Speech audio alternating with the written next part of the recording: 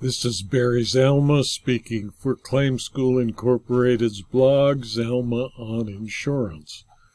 Today we're going to speak about why it is proper to refuse to defend a person claiming under an insurance policy if that person cannot qualify as an insured as defined by the policy.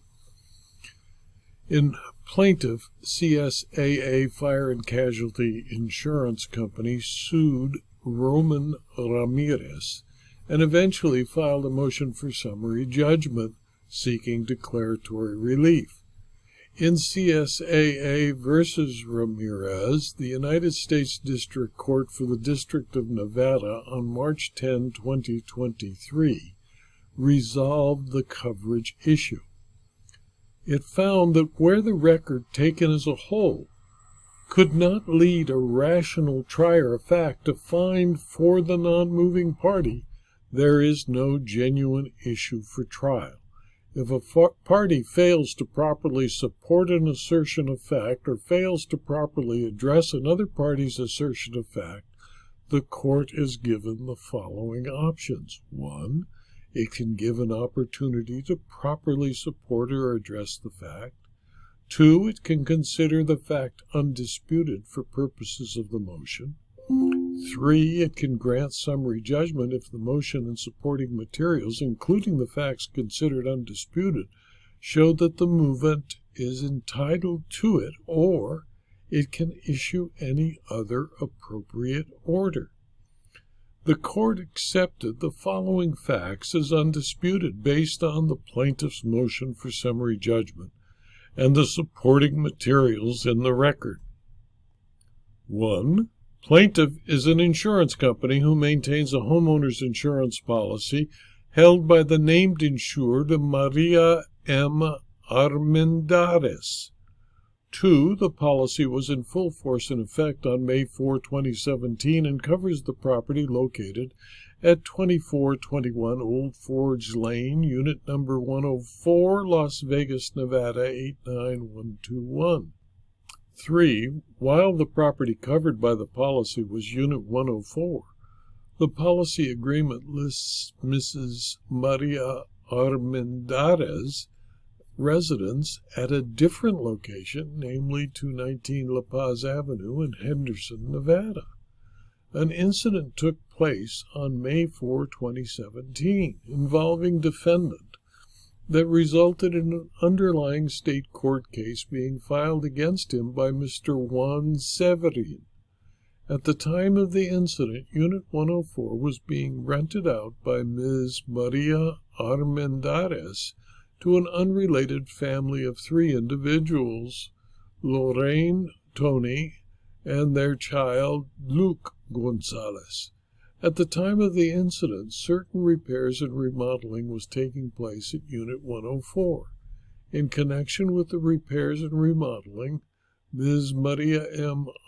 Armendariz's daughter, Ms. Carrie Armendariz, hired a handyman, the plaintiff in the underlying action, Mr. Severin, to perform some of the work on Unit 104. An argument between Ms. Carrie Armendariz and Mr. Severin ensued regarding whether Severin should perform any additional work and or receive additional payment. As the argument ensued, Ramirez allegedly punched Mr. Severin in the face, causing him injury. As a result of the incident, Mr. Severin sued in the underlying state court action, raising claims for injuries and damages against Mr. Ramirez and others. Defendant Ramirez then tendered the defense of the incident and ensuing underlying action to the plaintiff, CSAA. On May 10, 2022, plaintiff took defendant's deposition, and in this deposition, plaintiff asked Ramirez whether he had any blood, marital, or domestic relationship with Ms. Maria M. Armendariz, and or whether he had ever lived as a resident in the household of Ms. Armendariz. Defendant unequivocally confirmed that he was neither a relative, blood or marriage, of Ms. Armendariz, that he never lived with Ms. Armendariz, and that he was neither a resident of her household. Defendant further confirmed that he has never lived at 219 La Paz Avenue, Henderson, Nevada, which is the resident household of Ms. Armendariz, nor at Unit 104 where the subject incident occurred. Defendant further confirmed that he has never been married in his entire life, only lived with his girlfriend, Loretta Vargas, and not Ms. Maria M. Armendariz, and is not a blood relative of Ms. Maria M. Armendariz or her late husband, Mr. Fernando Armendariz.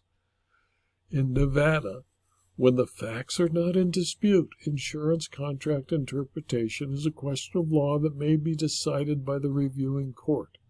An insurance policy, like any other contract, must be construed and enforced as written, absent any ambiguity. In this case, the 4 requirements for declaratory relief were met. There is an underlying proceeding between Mr. Severin and defendant currently before the Clark County District Court.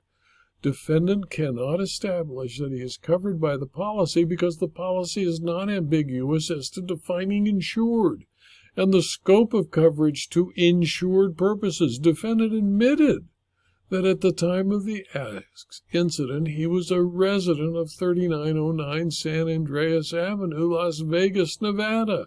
He stated he moved from that residence to a home he purchased at Gibraltar Way in Las Vegas, and in 2020, and was not a resident of Unit 104, nor did he reside with Ms. Maria M. Armendariz's residence.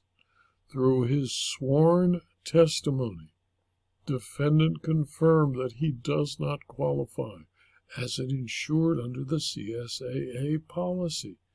In my opinion, insurance policies must be interpreted as written, and when a policy defines insured as a person who is named on the policy or who resides at the premises and is a relative of the named insured, if he does not fit that definition, such as Ramirez failed to fit any variation of the definition of insured, he cannot be and is not entitled to coverage for defense or indemnity. This video was adapted from my blog, Zalma on Insurance, which is free to anyone who clicks on the URL zalma.com/blog.